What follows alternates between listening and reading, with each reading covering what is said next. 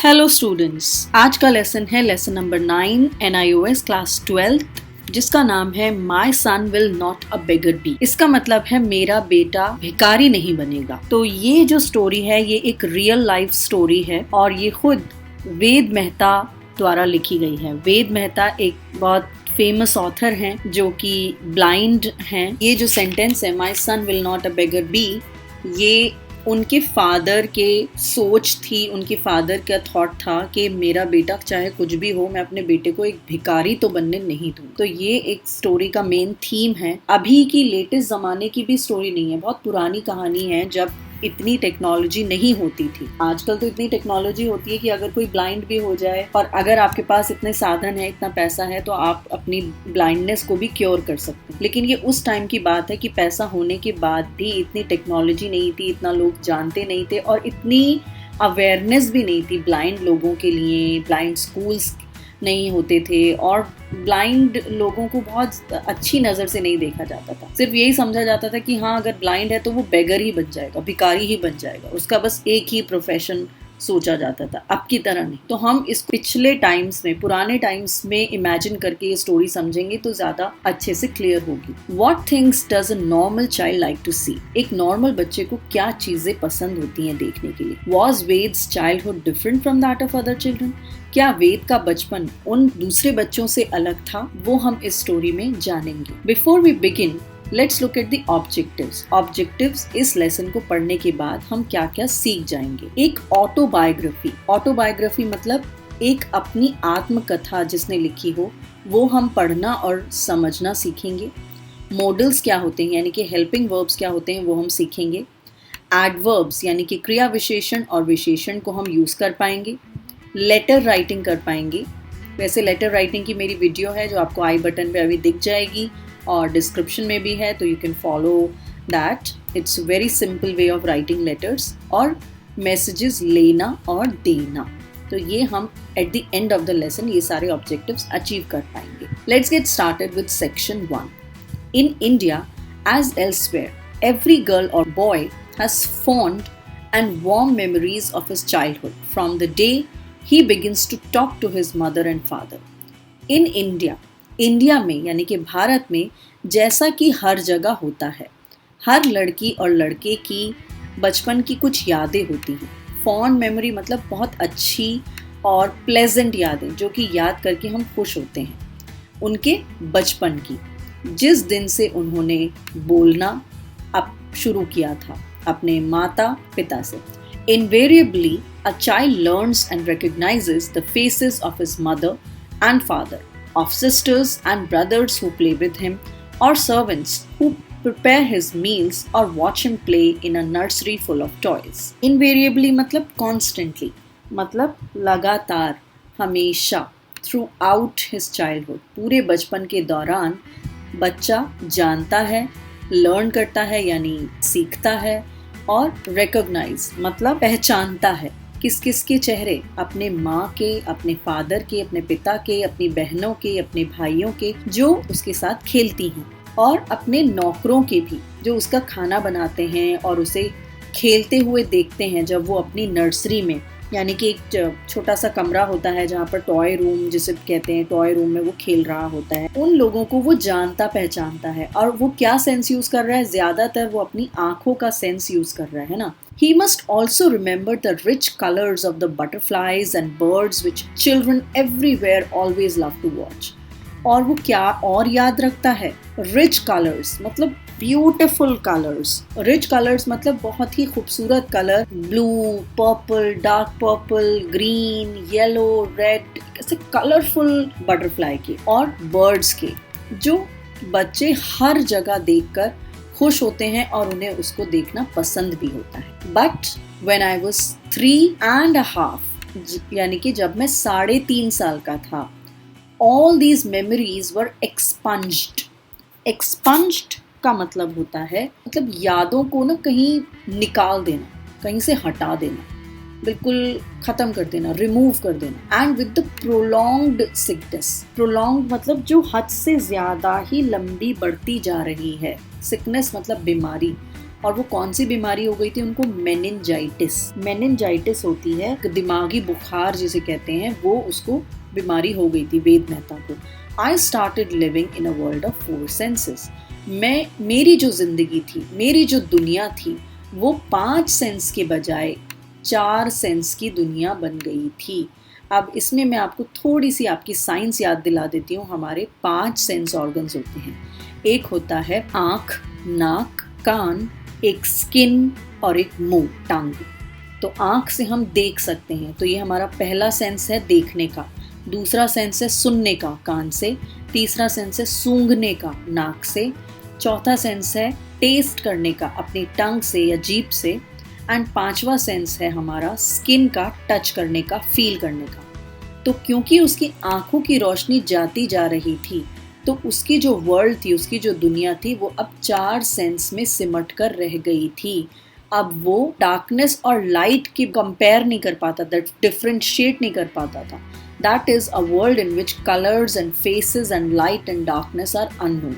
मतलब मैं ऐसी दुनिया में पहुंच गया था जहां पर ना रंगों का कोई मतलब था, ना कैसा चेहरा है उसका कोई मतलब था, ना लाइट का कोई मतलब था, और ना अंधेरे का कोई मतलब था। If my age and sickness deprived me of the treasured memories of site, they also reduced things which are valued so much in the sight world to nothing more than mere words, empty of meaning. मेरे दिल में, मेरे mind में इतनी ज़्यादा अच्छी यादें नहीं थी जो ट्रेजर्ड मेमोरीज होती हैं। ट्रेजर्ड मतलब कोई ऐसी चीज़ जो हम हमेशा संजो के रखते हैं। यादें ही एक ऐसी चीज़ होती हैं जिन्हें हम संजो के रखते हैं अपने दिल में, कि हाँ मेरा पहला बर्थडे ऐसा था जिसमें मैंने ये किया था, मैंने वो किया था, मेरी ड्रेस आई थी, मैं कहीं घूमने गया था। इस उम्र 3.5 साल की उम्र और ये इतनी खतरनाक बीमारी, तो मेरे पास ऐसी कोई यादें ही नहीं थी जिन्हें मैं संजो के रखता। कि हाँ अगर सचमुच में साइटेड वर्ल्ड होती, अगर सचमुच में मैं अपनी दुनिया को देख पाता,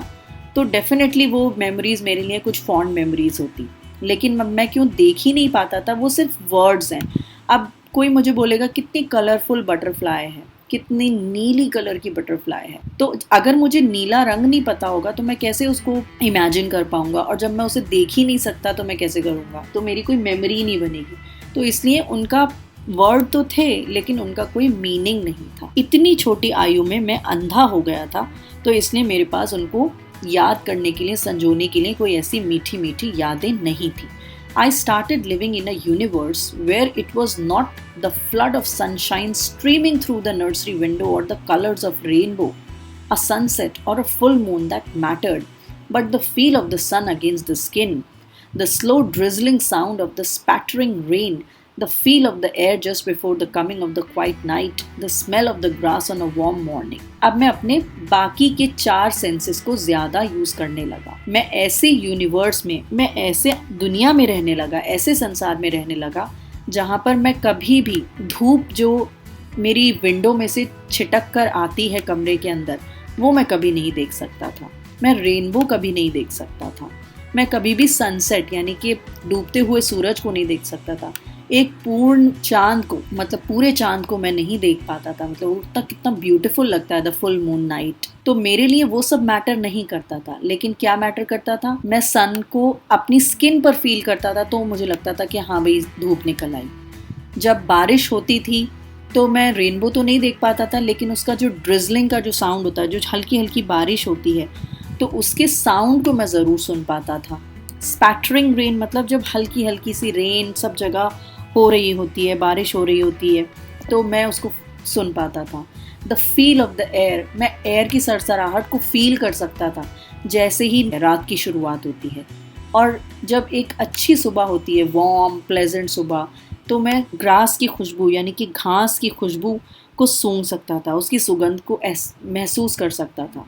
it was a universe where at first, but only at first, I made my way fumbling and faltering. तो ये एक ऐसा मेरे लिए यूनिवर्स था, मेरे लिए एक ऐसा वर्ल्ड था जब मैं अपने लिए अपने पैर जमा रहा था, अपने दुनिया बना रहा था। और कैसे, फम्बलिंग मतलब गिरते पड़ते मैं ढूंढ रहा था, और फॉल्टरिंग मतलब थोड़ा सा हिचकिचा कर। ऐसा नहीं कि मुझे एकदम से सब कुछ समझ में आ रहा था, तो मैं ढूंढ भी रहा था, अपने आप को एक्सप्लोर भी कर रहा था क्योंकि मैं देख नहीं पाता था। गिरते पड़ते हिचकिचा कर so I was just exploring my life into that new world.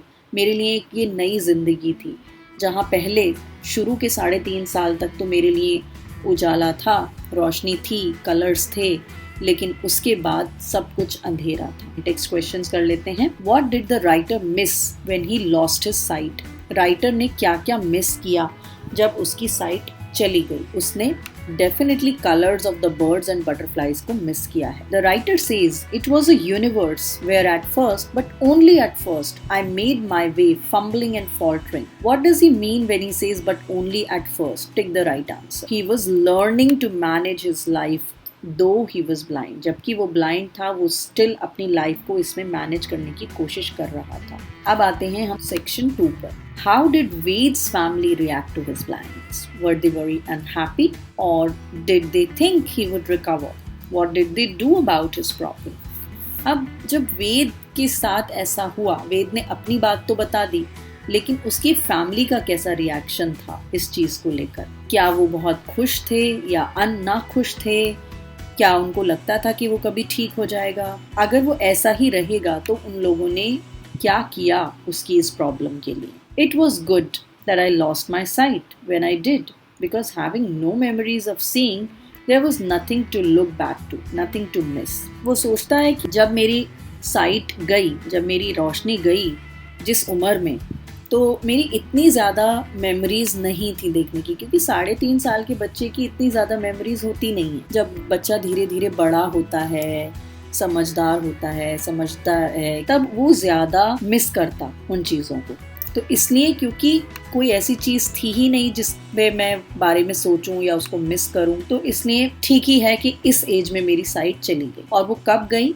वो था नवंबर का महीना। आई वेंट ब्लाइंड इन नवंबर 1937। तो आप देख सकते हैं कितनी पुरानी बात है। At that time we were living in Gujarat in the province of Punjab in north India. अब ये है आज़ादी से पहले की बात। तो जब इंडिया पाकिस्तान का बंटवारा भी नहीं हुआ था, India was still under the rule of Britishers. तो वो कहाँ पर रहते थे उस टाइम पर? गुजरात में, और वो पंजाब का प्रोविंस हुआ करता था, नॉर्थ इंडिया में।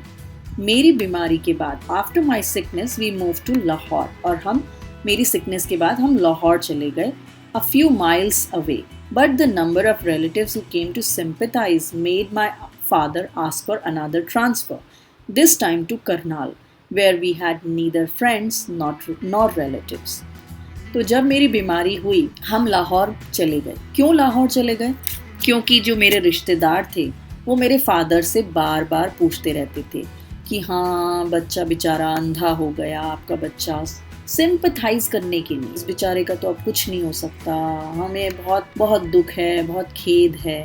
तो इस चीज़ से मेरे फादर को बहुत इरिटेशन होती थी। तो इस वजह से मेरे फादर ने एक और ट्रांसफ़र ले लिया, और इस बार हम करनाल में शिफ्ट हो गए, जहाँ पर ना तो हमारे कोई दोस्त थे और ना ही हमारे कोई रिश्तेदार। There we got a cottage on the canal bank, built in very peaceful and quiet surroundings. और वहाँ पर हमने एक छोटा सा कॉटेज बनाया। कॉटेज का मतलब होता है एक छोटा सा घर एक नदी के किनारे, जो काफी शांत और पीसफुल, जिसके आसपास का वातावरण बहुत ही शांत था। तो इस बात से पता चलता है कि राइटर की जो फैमिली है, वेद मेहता की जो फैमिली है, वो इतनी पुअर नहीं है। They were of a good family background. उनका काफी अच्छा फैमिली बैकग्राउंड था कि एक बार तो वो गुजरात में रहते थे, फिर उसके बाद वो लाहौर शिफ्ट हो गए, उसके बाद वो करनाल शिफ्ट हो गए, वहाँ पर उन्होंने एक अपना कॉटेज खरीद लिया। As might be expected, in the beginning it was tough for all of us. शुरुआत में, जैसा कि हम सबके लिए ही सोच सकते हैं, ये अनुमान लगाना सही है कि शुरू में वो हम सबके लिए ही टफ था, मुश्किल था, हम सबके लिए। मदर के लिए मेरी, for my mother, my father, मेरे पिताजी के लिए, मेरी 3 बहनों के लिए, और मेरा भाई और मेरे लिए तो था ही। My father, my 3 sisters, my brother and for me too. The illness had left me weak. और जो मेनिंजाइटिस का जो बुखार होता है, इससे मैं आंखों की रोशनी के साथ साथ मैं काफी वीक भी हो गया था, काफी कमजोर हो गया था। The servants avoided me as though I were an evil eye personified. और जो घर के नौकर थे वो मुझसे इस तरह से दूर भागते थे जैसे उन्होंने कोई भूत प्रेत देख लिया हो, या मेरे अंदर कोई बीमारी है कि कुछ हो जाएगा अगर उन्होंने मुझे देख लिया तो। My sisters treated me with care as though I were a fragile doll. मेरी जो बहनें थी वो मुझे इतनी केयर के साथ ट्रीट करती थी जैसे मैं कोई ऐसी गुड़िया हूँ जो टूट जाऊंगी, और मेरी माँ जो थी वो रोती रहती थी। My father who was a doctor in public health service was grateful that I had got prompt and good medical treatment, for delay would have affected my mind or endangered my life. My father, मेरे father जो थे वो एक अच्छे doctor थे public health service में, यानी कि सरकारी स्वास्थ्य विभाग में मेरे फादर एक अच्छे डॉक्टर की पोजीशन पर कार्यरत थे, और वो भगवान का शुक्र अदा करते थे कि अच्छा हुआ कि मुझे एटलीस्ट प्रॉम्प्ट मतलब तुरंत अच्छा मेडिकल ट्रीटमेंट मिल गया, क्योंकि अगर ज़्यादा देर हो जाती उस ट्रीटमेंट को मिलने में तो उससे मेरे दिमाग के ऊपर भी बुरा असर पड़ता या शायद मेरी जान को भी खतरा होता। But he like the rest had no hope. लेकिन उनको भी कुछ ज़्यादा खास उम्मीद नहीं थी कि मैं ठीक हो पाऊंगा। अ stage of complete inaction therefore followed my blindness. तो इसलिए सब लोग मेरे अंधेपन की वजह से किसी काम को करना ही नहीं है। कंप्लीट इनएक्शन मतलब कार्य को करना ही नहीं है, पूरा ही सब कुछ बंद पड़ गया हो, जैसे ठप पड़ गया हो। अब करें क्या? सब लोग इतने जबरदस्त शॉक में थे कि क्या हो गया इतने छोटे से बच्चे के साथ। In part this was due to the immediate shock of the illness, but more important still, the difficult situation was caused by the ignorance of the potentialities of a blind child, since the only persons my parents saw were beggars. Complete inaction इसलिए हो गया था कि अब करें तो क्या करें इस बच्चे का, इसका कुछ नहीं हो सकता। क्यों? पहली बात ये थी कि सब लोग इमीडिएट शॉक में थे कि इस बच्चे ने इतनी बीमारी उठाई, इतनी परेशानी उठाई, और अब इस बेचारे की आंख भी चली गई। लेकिन दूसरी बात जो कि मोर इम्पोर्टेंट थी, और वो ये, उन लोगों को ये नहीं पता था कि बेशक मैं एक ब्लाइंड चाइल्ड था, लेकिन मेरे अंदर क्या पोटेंशियल था कुछ करने का, वो उन लोगों को नहीं मालूम था। वो उस बारे में अनजान थे बिल्कुल। तो this situation, the difficult situation, मतलब सबको यही लगता था कि हेल्पलेस हो गए, उनको कुछ नहीं मालूम था, वो इग्नोरेंट थे। इग्नोरेंट मतलब they did not know anything, they were completely unaware कि एक ब्लाइंड चाइल्ड में भी कुछ कर गुजरने का पोटेंशियल है, क्षमता है, बेशक वो ब्लाइंड है। क्योंकि अब उसका रीजन क्या था, क्यों उनको ऐसा लगता था? क्योंकि उस टाइम पर जब इंडिया में ब्लाइंड लोग होते थे, और मेरे पेरेंट्स ने जितने भी ब्लाइंड लोगों को देखा वो सारे क्या थे? बेगर्स, वो सारे भिखारी थे। बट नाउ बाय फेट और by the will of God, blindness had struck not only a child of a well-to-do, but that of an excellently trained doctor who found his training in this instance useless. लेकिन अब चाहे आप उसे किस्मत कह लो या फिर ऊपर वाले की मर्जी, ब्लाइंडनेस ने, अंधेपन ने ना सिर्फ एक बच्चे को पकड़ा था, ना सिर्फ एक बच्चे को झकझोर दिया था, बल्कि एक एक्सीलेंटली ट्रेन्ड डॉक्टर, एक बहुत ही शानदार एक्सपर्ट डॉक्टर, जिसे लगता था कि मैंने जितनी भी ट्रेनिंग करी है अब तक, वो इस मामले में तो बिल्कुल बेकार है, किसी काम की नहीं है। मेरी ऐसी ट्रेनिंग का, ऐसी डॉक्टरी का क्या फ़ायदा जब मैं अपने बेटे को ही ठीक नहीं कर सकता। वो भी हेल्पलेस हो गए थे। स्टिल, फिर भी उनकी wide medical experience had prepared him for an acceptance of the tragedy. इतने मेडिकल अनुभव की वजह से वो इस बात को स्वीकार करते थे कि हाँ, ये एक ट्रेजेडी है और ये हो गई है। वो कम से कम इतने जागरूक थे, उन्होंने अपने माइंड को एक तरह से प्रिपेयर कर लिया था कि हाँ, अब ये ट्रेजेडी हो गई है कि अब मुझे इसको एक्सेप्ट करना ही पड़ेगा। And he understood that any course of action must begin with the realization that I would be blind for the rest of my life. और वो समझ गए थे कि अब अगला मैं कोई भी कदम उठाता हूँ इस बच्चे के लिए, उससे पहले मुझे अपने आप को ये प्रिपेयर करना पड़ेगा, ये रियलाइज करना पड़ेगा, ये सोचना पड़ेगा, समझना पड़ेगा कि मेरा जो ये बेटा है ये अब जिंदगी भर के लिए अंधा ही रहने वाला है। In text questions 9.2. Was the writer's father happy that so many relatives came to sympathize with them that their son has gone blind? क्या राइटर के फादर खुश थे कि उनके बहुत सारे रिश्तेदार आकर हालचाल पता करते थे, सिंपैथी दिखाते थे कि उनका बेटा ब्लाइंड हो गया है? No, and he asked for a transfer to get away from them. उसके फादर को ये बिल्कुल नहीं पसंद था और इसीलिए उन्होंने अपना ट्रांसफर भी ले लिया था। Okay, next part of the question is the match the column. Column A के अंदर हैं लोग जो स्टोरी में हैं और कॉलम बी में है उनकी फीलिंग्स ब्लाइंड बॉय के लिए। आपको दोनों को मैच करना है। मदर जो थी she cried all the time, तो हम इसके आगे बी लिख देते। Sisters thought he was evil, no, ये सर्वेंट्स फील करते थे, है ना। Father servants, so father had little hope he would see again, तो ये हो गया डी। सर्वेंट्स का हो गया A, because servants thought he was evil और हार्मफुल, और sisters treated him like a delicate doll, तो सिस्टर्स के आगे हम लिख देंगे C. How did Ved's father react to the situation? He accepted the situation. वो उम्मीद नहीं थी कि ठीक हो जाएंगे, डरते भी नहीं थे, बुरा भी नहीं लग रहा था, लेकिन उन्होंने सिचुएशन को एक्सेप्ट कर लिया। What do you understand by the phrase potentialities of a blind child? Potentiality मतलब इसमें क्या करने की क्षमता है। What he can do, not he wants to do, क्या वो करना चाहता है ये नहीं, what he can do, वो क्या कर सकता है कि हाँ मेरे अंदर ये करने का पोटेंशियल है। Let's come to section 3. Ved's mother had her own ideas why her son went blind.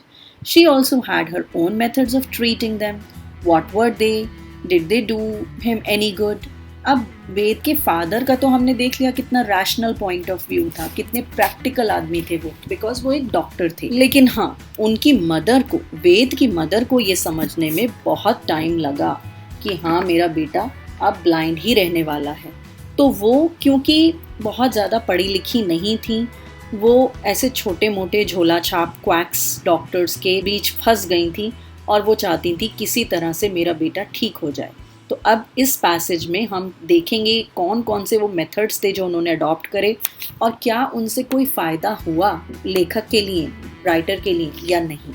My mother on the other hand could not convince herself that my site would never return. मेरी mother दूसरे हाथ पर, मतलब एक तरफ मेरे father थे और दूसरी तरफ, तो जब हम कोई कंपैरिजन कर रहे होते हैं तब हम ये फ्रेज यूज़ करते हैं, and it is a very good phrase, ठीक है। On the one hand my father was a practical man, on the other my mother could not convince herself, ठीक है। तो मेरी मदर तो अपने आप को कन्विंस ही नहीं कर पा रही थी, अपने आप को समझा ही नहीं पा रही थी कि मेरी साइड कभी वापस आएगी ही नहीं। उनको लगता था कि मेरे साथ उन्होंने कोई पिछले जन्म में कोई पाप किया है और इस वजह से उनके बेटे को ये सब सहना पड़ रहा है, बिकॉज उनके पास ऐसा कोई मेडिकल एक्सपीरियंस मेरे फादर जैसा नहीं था। वो अपने आप को ब्लेम करती थी। She blamed something in her past for the tragedy, मतलब अपने आप को ही गुनाहगार समझती थी। द फैमिली पंडित, अब इनकी फैमिली का एक पंडित भी था। Mother had relied almost from her childhood and was called in and consulted. Family pandit जो थे, जिनकी एडवाइस माँ जी, मेरी माँ बहुत ज़्यादा मानती थी। रिलाइड मतलब डिपेंड करती थी अपने बचपन से ही। जब मेरी माँ बहुत छोटी सी थी तो एक पंडित जी थे जिनकी एडवाइस मेरी मम्मी ज़रूर मानती थी, तो उन पंडित जी को बुलाया गया। कॉल्ड इन मतलब बुलाया गया, कंसल्टेड मतलब उनसे सलाह की गई। He knows more about religion and science. मेरी मदर ने प्राइड से कहा, मतलब गर्व से कहा कि उनको रिलीजन मतलब धर्म और शास्त्र के बारे में अच्छे से पता है, वो हमसे ज़्यादा जानते हैं than any other pandit in our province. किसी भी पंडित से ज़्यादा हमारे प्रोविंस के हर पंडित से वो सबसे सुपीरियर हैं, उनको सबसे ज़्यादा मालूम है। तो I was taken before him and for a long time I sat in my mother's lap while he was lost in thought. तो अब भाई वो आए पंडित जी, तो मुझे उनके सामने लेकर जाया गया। टेकन बिफोर हिम मतलब उनके सामने लेकर जाया गया और बहुत देर तक, फॉर अ लॉन्ग टाइम, मैं अपनी माँ की गोद में बैठा रहा। लैप मतलब गोद में। और उसी दौरान वो अपने थॉट में या अपनी प्रेयर्स में बिल्कुल तल्लीन हो गए। लॉस्ट इन थॉट मतलब अपने सोच के सागर में वो डूब गए। आफ्टर अ वाइल, थोड़ी देर बाद, he took my hand and examined the lines. तो उन्होंने मेरा हाथ लिया और फिर मेरे हाथ की रेखाओं को पढ़ने लगे। Then he looked at mother's, और फिर उन्होंने मेरी माँ के हाथ को पढ़ा और फिर उनके माथे को पढ़ा और फिर धीरे धीरे कुछ चैंट करने लगे, कुछ मंत्र का जाप करने लगे। He said he found himself inadequate and more pundits would have to be consulted. और ये देखकर उन्होंने कहा कि मैं अपने आप को इस सिचुएशन में कम समझता हूँ, मतलब inadequate मतलब कुछ अपने आप को कम समझता हूँ, और इसीलिए और पंडितों को बुलाया जाना चाहिए, उनकी भी राय लेनी चाहिए। और उनकी रिक्वेस्ट पर, at his request, they were called and questioned as to what atonement could be made. तो उन लोगों को बुलाया गया, उन लोगों से पूछा गया कि हम क्या पश्चाताप करें। अटोनमेंट मतलब पश्चाताप, ऐसा क्या करें जो मेरी माँ जो सोच रही हैं कि उन्होंने कुछ सिन करें अपने बचपन में जिससे मेरा ये हाल हुआ है। They all agreed, and by doing penance for her sins, my mother could improve my chance of regaining sight. और उन सब ने एग्री किया, उन सब ने एक सहमति दिखाई कि जब मेरी माँ अपने दुष्कर्मों के लिए पश्चाताप करती हैं, उनके लिए कोई ऐसा काम करती हैं कि उनके जो ये सिंस हैं वो धुल जाएं, तो मेरी माँ तभी मेरा चांस बढ़ पाएगा कि हाँ शायद मेरी साइट आ जाए। रीगेनिंग माई साइट मतलब मेरी साइट वापस आ जाए। They prescribe methods ranging from intensive prayers to strenuous physical exertions. और उन लोगों ने क्या क्या मेथड्स डिस्क्राइब करे पंडितों ने? इंटेंसिव प्रेयर्स, बहुत मुश्किल जाप बताए, और बॉडी के लिए जो काफ़ी मुश्किल हो, जिससे हमें काफ़ी बॉडीली मेहनत करनी पड़ती है। स्ट्रेनस मतलब जिससे बहुत फिजिकल वर्क लगता है, मेहनत लगती है। ऐसे उन्होंने हमें एक्सरसाइजेस बताई, और फिर सिर्फ ऐसा ही नहीं, उन्होंने काफ़ी अच्छी फीस भी हमसे चार्ज करी। और उन्होंने कहा कि हम कुछ रिलीजियस सेरेमनीज यानी कि कोई यज्ञ, कोई पूजा, कुछ ऐसे करेंगे आपके घर में ताकि आपके घर में से ये जो ईविल है ये दूर हो जाए। हर पंडित की एडवाइस को केयरफुली, बहुत सावधानी के साथ सुना गया और उसको माना भी गया। Heeded मतलब उसको अटेंशन दी जाना। Since my mother knew that my father would dislike such methods, she kept them secret, making it doubly hard for herself. अब मेरी मदर को पता था कि मेरे फादर को अगर ये बातें पता चल गई कि ये सब हो रहा है घर के अंदर, तो उनको बहुत बुरा लगेगा, क्योंकि वो एक रैशनल आदमी थे और वो ये सब में इतना ज़्यादा बिलीव नहीं करते थे कि अगर कोई बीमारी है तो वो इन चीज़ों से ठीक ना होकर वो किसी डॉक्टर के ही पास जाने से ठीक हो सकती है। इसीलिए मेरी माँ थोड़ा डरती थी मेरे फादर से, और वो इन सब चीज़ों को थोड़ा सीक्रेटली करती थी, छुप कर करती थी, और अपने लिए और भी मुश्किल बना देती थी। अब उन्हें ये देखना पड़ता था कि जब फादर चले जाएंगे तभी पंडित जी को बुलाएंगे, जब फादर आ रहे होंगे उनके आने से पहले ये सब हटाना पड़ेगा ताकि उनको शक ना हो कि यहाँ पर क्या चल रहा है। Along with this religious council, पंडितों के साथ साथ, काउंसिल मतलब ग्रुप ऑफ पीपल, तो ऐसे रिलीजियस काउंसिल मतलब ऐसे पंडित जी के ग्रुप्स के साथ साथ, along मतलब साथ साथ, there was a series of visits to hakims also. तो मैं हकीम के पास भी जाता था जो कि यूनानी मेडिसिन या ग्रीक मेडिसिन को फॉलो करते थे। These quacks मतलब हाफ डॉक्टर, जो झोला छाप डॉक्टर्स होते हैं, prescribed all types of concocted drops to put in my eyes. concocted drops का मतलब है कुछ जड़ी बूटियों से तैयार किया जाने वाला कुछ दवा, ड्रॉप्स जो थी वो मेरी आंखों में डालने के लिए। और फिर उन्होंने कुछ सुरमे दिए। सुरमा होता है आंख में लगाने के लिए, एक स्टिक होती है पतली सी, उससे आंख में लगाने के लिए। उनको कहा गया कि ये सुरमे लगाओ आंखों में और ये ड्रॉप्स डालो। सो विच वर एडमिनिस्टर्ड मतलब मुझे दिया जाने लगा at all hours of the day and night, और दिन के रात के हर घंटे में ये सुरमा लगाओ, हर घंटे ये आंखों में ड्रॉप्स डालो। तो इससे मेरी आंखें इतनी जलती थी, इतना मुझे आंख में पेन होता था, बस मैं ही जानता हूँ। Only soothing part of the miserable ordeal was the loving caress of mother afterwards. मेरी माँ का पुचकारना, मुझे प्यार से गले लगाना सिर्फ मुझे अच्छा लगता था उस टाइम पर, क्योंकि ये सब चीज़ें तो मुझे बहुत ही बुरी लगती थी। ऑर्डियल का मतलब होता है बहुत ही मुश्किल काम, और मिजरेबल का मतलब होता है दुखी। तो इस मुश्किल काम से मैं इतना ज़्यादा दुखी हो जाता था, और इसकी बस एक ही अच्छी बात होती थी कि मेरी माँ मुझे प्यार से झप्पी देती थी, प्यार से सहलाती थी कि नहीं बेटा सब ठीक हो जाएगा। तो बस उस सब चीज़ का एक यही पार्ट मुझे पसंद आता था। One night when my mother was administering these eye drops and I was protesting with loud cries.